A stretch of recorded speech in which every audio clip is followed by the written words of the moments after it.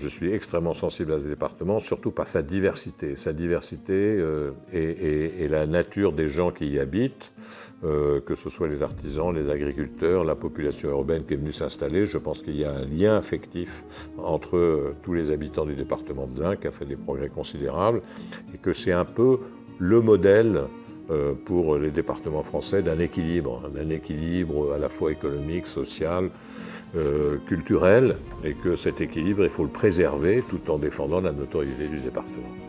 C'est vraiment similaire à ce que moi j'ai connu dans mon département des Landes. C'est vrai qu'il fait bon y vivre parce qu'on n'est pas envahi par les grandes villes. Les campagnes sont fort agréables, la moyenne montagne est magnifique. J'y ai trouvé des gens passionnés, j'y ai trouvé des gens très compétents, j'y ai trouvé des gens qui sont francs, fidèles, qui font ce qu'ils disent. Donc de par ça, je trouve que, en tout cas, ça donne une très bonne image de Léan pour notre métier qui est sportif professionnel. Et quand on sait la difficulté de maintenir des sports de très haut niveau dans un département, c'est agréable et c'est très motivant. Des atouts, l'Ain en a plusieurs. Et de faire un guide sur un département, ce qui est assez rare, parce que généralement, le guide du routard traite des régions, donc de façon beaucoup plus large. Ça met en valeur tous les points forts du département. Et Dieu sait qu'il y avait beaucoup de choses à découvrir pour nous, et ensuite à transcrire et mettre en valeur dans ce guide du routard.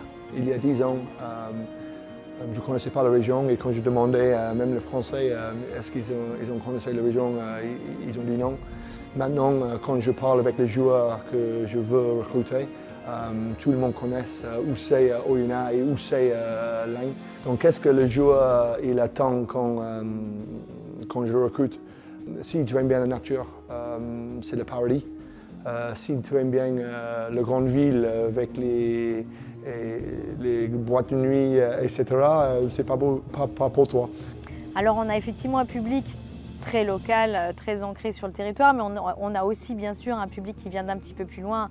Alors le plus significatif, c'est la région lyonnaise, qui du coup découvre en effet les pépites comme ce parc de 5 hectares du château de Saint-Maurice de Raymond, quand même totalement inconnu, il faut le dire, du Lyonnais, du Grand Bassin lyonnais, mais aussi de Savoie, Haute-Savoie ou du 38, puisque nous finalement on est enclavé autour de tous ces départements. On constate, nous, depuis maintenant 27 ans qu'on est installé sur le territoire, qu'au niveau des entreprises, on a un développement énorme qui s'est fait, et on a un gros changement des mentalités également des chefs d'entreprise. C'est un territoire qui est assez industriel, avec de très très belles boîtes françaises qui font partie des fleurons même pour certaines mondiales, dans certains domaines. Et effectivement, les mentalités, on sent que les chefs d'entreprise ont évolué, ont envie de développer ce territoire, l'aiment. Clairement. Quand on voit un département qui réussit à rassembler 450 professionnels de santé, déjà c'est une réussite, ça veut dire que ça intéresse les professionnels de santé. Ce qui est étonnant ici, c'est de se rendre compte à quel point le département est volontariste et proactif. Et je le dis en toute transparence, je n'ai pas de lien financier avec le département, mais je suis étonné de voir à quel point le département s'est saisi de la compétence et adresse les sujets avec une réunion comme ça, c'est important. C'est important de sentir qu'il y a une communauté de professionnels de santé, d'essayer de la rassembler, de l'intéresser, de la faire interagir. Déjà, c'est une grande force d'être le premier département industriel de France. J'ai moi-même, notre pays se doit d'avoir une fibre industrielle très forte. On voit ce qui se passe actuellement avec le besoin impérieux de relocalisation. Donc cette fibre industrielle du département est absolument remarquable et doit être entretenue. Comment l'expliquer, cette fibre industrielle? Je crois qu'elle tient surtout aux mentalités, parce que notre département n'a jamais eu de mine, ni de charbon, ni d'acier. Il n'a pas une dominante industrielle très marquée, même si la plasturgie est évidemment extrêmement importante. Je crois que ça tient surtout à la mentalité des Indinois.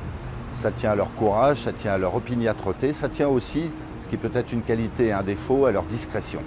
L'été dernier, le Conseil de politique nucléaire a décidé l'implantation sur le site du budget d'une paire de réacteurs EPR2 Donc ça ouvre un horizon supplémentaire effectivement pour le territoire, pour le site.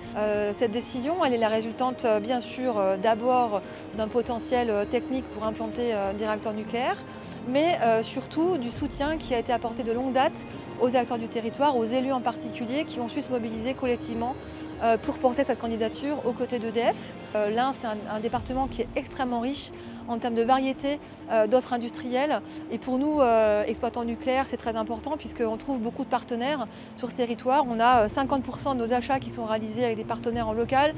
Ce sont près de 400 entreprises qui travaillent à nos côtés. Donc voilà, c'est un beau terreau et des opportunités pour travailler ensemble. Le département de l'Ain nous permet de faire tous les types d'étapes que l'on souhaite. Nous avons tissé très vite des relations de confiance dans un département qui est un département formidable pour le vélo et pour le Tour. Pour le vélo parce qu'il n'y a pas que nous, il y a le Tour de l'Ain. Quand je dis Tour de l'Ain, j'entends ici c'est l'Ain, ce qu'on voit évidemment de part et d'autre de la route du Tour de France. Quand on a confiance dans les gens, tout est possible. Il y a très clairement, avec le département de l'Ain, avec son président Jean de Guéry, une relation de confiance qui est installée et qui est très forte.